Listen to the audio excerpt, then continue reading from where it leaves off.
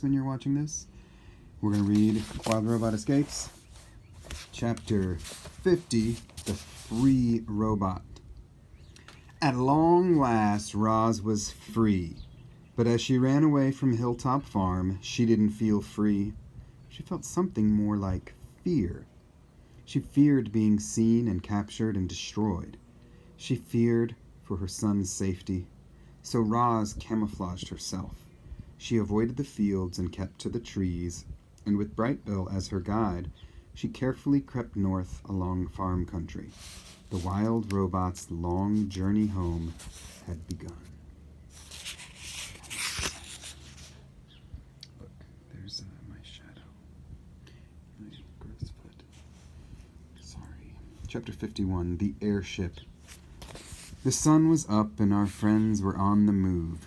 They were traveling quickly and quietly along a narrow strip of forest that cut between vast crop fields. If not for that nagging fear of being spotted, it would have been a very pleasant hike. Wind whispered through the leaves, insects hummed and chirped, farm machines rumbled in the distance, and then there came a new sound, a buzzing sound. Our friends hid in the underbrush as an airship rose up from the horizon ahead of them. It was a sleek white triangle, flying low and fast. Roz adjusted her vision and saw familiar robots gazing out the front window. Rico 1, Rico 2, and Rico 3 had been destroyed back on the island. Perhaps these robots were Ricos 4, 5, and 6? "They're flying toward Hilltop Farm," said Brightbill. "We need to keep moving," said Roz. The airship disappeared to the south, and the travelers continued north at a faster pace. They hurried through more strips of forest, passing squirrels and birds and groundhogs and other friendly creatures, but the robot and the goose had no time to chat. Later that day, the trees came to an abrupt end. Roz and Brightbill stood at the forest edge and faced an ocean of wheat. The wheat was still young and green. It gently waved in the wind and spread out as far as they could see.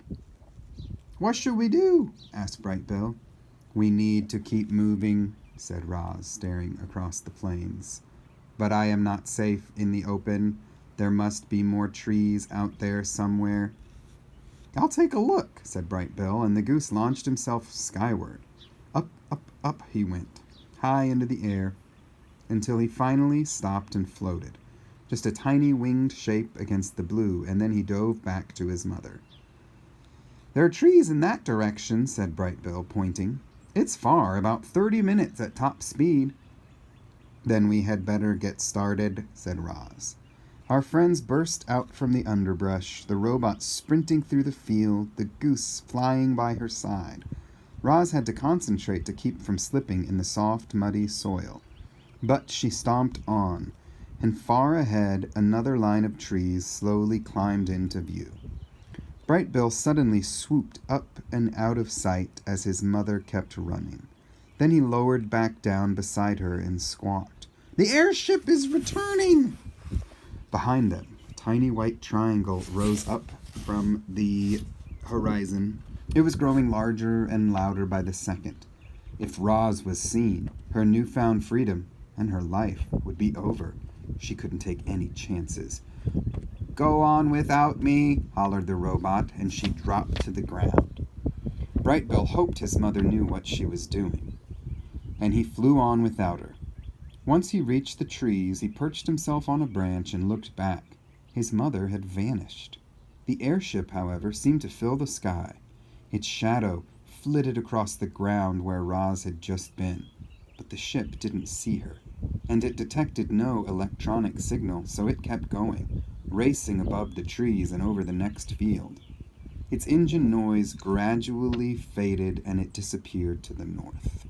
"You can come out, Ma," squawked Brightbill from his branch. A column of wheat stood up in the field. The robot had rushed her camouflage, and it crumbled off her body when she started to march. As she approached the trees, Roz looked at Brightbill in the branches and said, "We need to keep moving." Yeah. Chapter 52, The Scout. Would the airship return? Were the Ricos hunting for Roz? Was it only a matter of time before she was caught? It was impossible to know. So our friends tried not to worry about those troubling questions, and they continued sneaking through farm country, from one wooded area to the next. Roz wore a disguise of mud and weeds and bark. At the first hint of trouble, she would freeze, instantly become a rotten old tree trunk. Then she'd wait for Brightbill to tell her that it was safe to move on. If there were humans or robots nearby, she might have to wait for hours. Back on the island, Brightbill had practiced flying like hawks and owls and sparrows and vultures.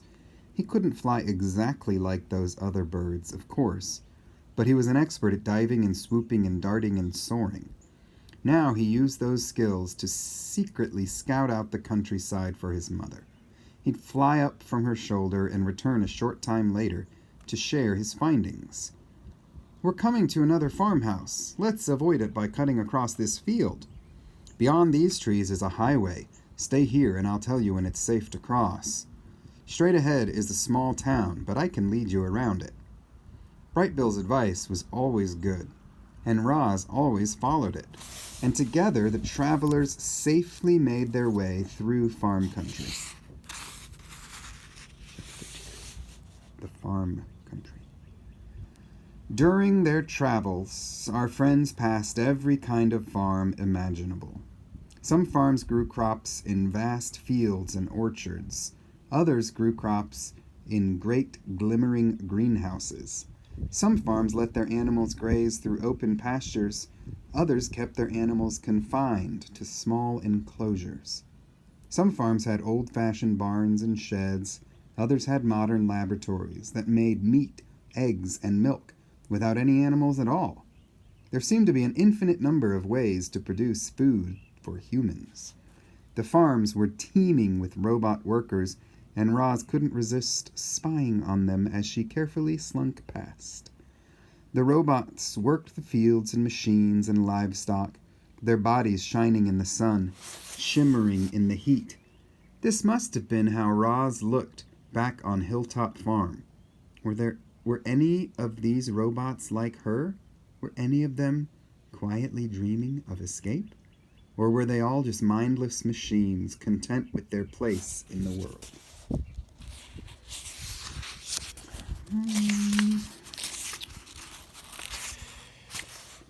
The mountains. Let's do it. The flat plains of farm country gradually rolled into hills and valleys. There were fewer crop fields and more forest. The hills grew taller, the valleys sank deeper, the farms disappeared entirely. Our friends had reached the mountains. Brightbill floated on the wind as Roz climbed the slopes. They passed craggy rock formations and rushing waterfalls and meadows lush with flowers. The robot could have hiked on, never slowing or stopping, but the goose needed to rest. As the stars came out each evening, they found a safe location to settle down. Frost was common in the higher regions, and Roz took the lighter from her tool belt and built small campfires to keep her son warm. They sat around the crackling flames, reminiscing about life on the island, until Brightbill drifted off to sleep. As the sun came up each morning, they'd clear away all traces of their campsite and set off again, deeper into the mountains. Eagles perched on jagged cliffs, fish splashed through gurgling streams, chipmunks bickered in the thick undergrowth. It felt good to be back in wilderness, but this place wasn't home, so the travelers kept a brisk pace. The robot adjusted her camouflage to match her surroundings. In the forest, she wore leaves and tree bark. In the meadows, she wore grass and wildflowers. In the rocky terrain, she wore dirt and weeds. Even way out there in the wilderness, she wanted to go unseen. What Roz didn't realize was that she was already being watched. What? The attack? Oh man, I'm going to stop there. Okay.